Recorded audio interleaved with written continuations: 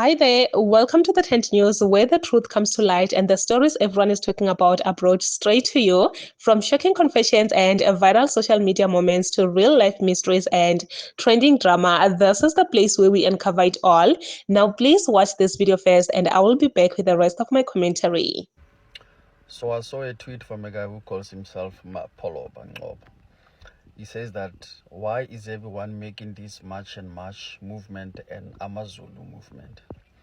So basically he's wondering why is everybody associating this anti-immigrants or this xenophobic movement into a Zulu nation thing. Well, I'm gonna give you a few reasons why that is. First of all, the current leaders of this movement, or not even the current leaders, whenever these movements are popping up, they are always led by Amazul, right? If you look at the current movement, we have these three people. We have those two guys, Ngiso and the other guy, which I always forget his name. And then we have Jacinda. They are members of the Amazulu nation, right? So people are always gonna go and look at it and say, okay, then it is a Zulu movement. But there's a bigger reason that people are always doing that. But the real reason is that every time there is this kind of black on black protests or black on black violence that happens in our country, it is always led by people from KZN. People who are very strongly Zulu and are always putting the Zulu tradition behind them. And these are the people that we have over the years came up with a term for them, and we have started to call them Zulu nationalists. It's not just Zulu people. It is people who use the Zuluness as a weapon against other people, and they have this tendency of violence against other people. So this is not something that has started now. This is why when you guys started now with this latest wave of protests, some of us, we called it out because we have seen it many times. It has happened for many decades. We have seen it happen for different reasons, but it always ends up being the same movement led by the same people.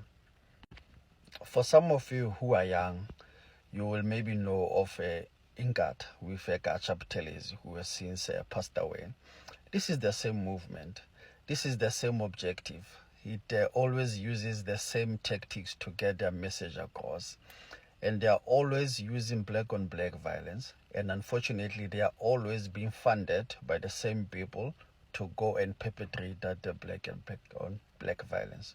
So you go and look at Inkatha, even now, the people who are funding it, you must actually go and look at it. The people who are funding Inkatha gets more funding than the ANC gets, than any other black political party gets. They get more funding than any other black political party, even though they are so small. Because people know that people who are the enemies of black people, they know that you can always rely on Zulu nationalists to go and ferment black on black violence and go and ferment this black disunity. Because people, for some reason, there's a reputation that people from a KZN can be bought to go and do things that no one else is willing to do. That's why whenever you have this movement, you're always going to have people from a KZN leading them. That is why whenever we see it, we know, okay, it's a Zulu nationalist again. And then guess what? We are always right, because he always gets led by Zulu nationalists. Always. Because they are the only people who are willing to accept payment from the enemies of our people to go and do the very things that they are doing now.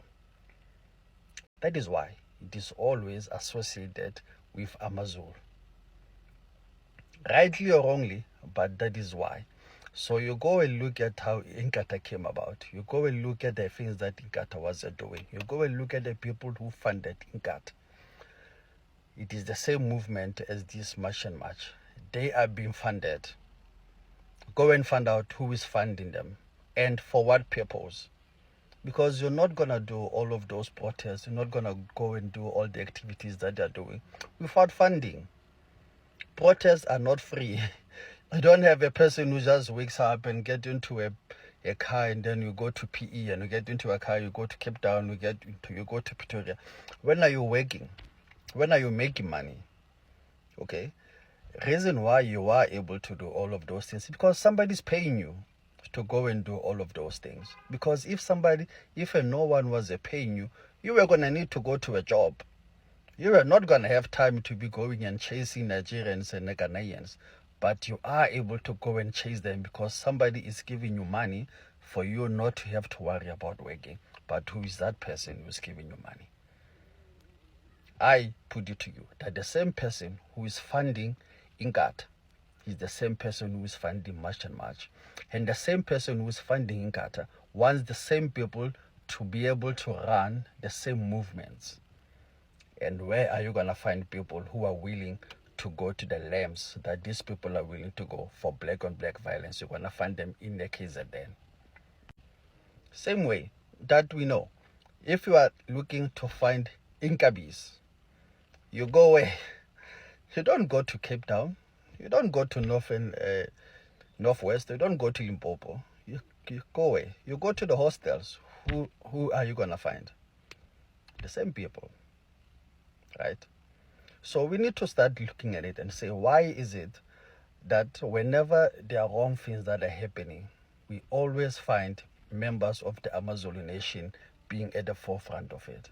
And it is not because they are the bravest people around. People like to put in this thing that everybody else is a coward and only Zulu men are brave. No, it's not that.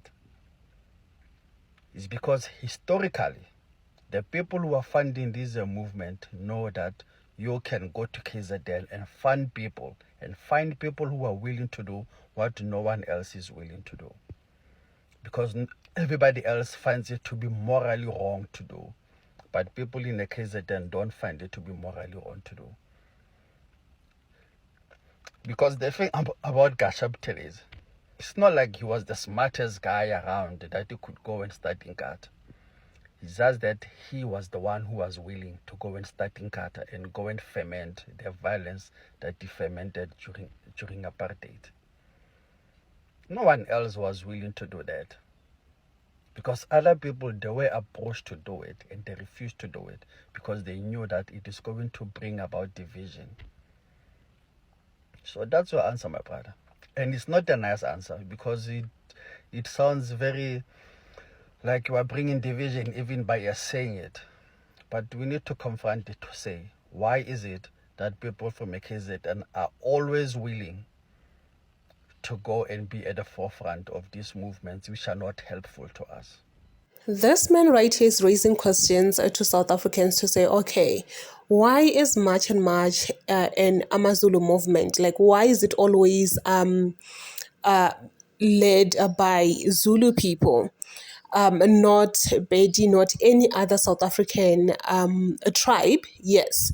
And he actually said something that really stood out to me, which is, who is funding the March and March? Like, who's funding these marches that they are doing?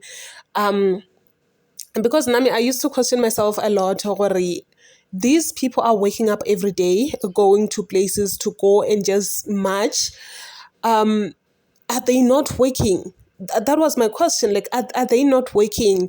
Are they not busy with something? Because obviously, for someone who is working Monday to Friday, you will not have that time to move from place to place to go and do these marches, unless if you are not working. But if you're not working, where are you getting the money?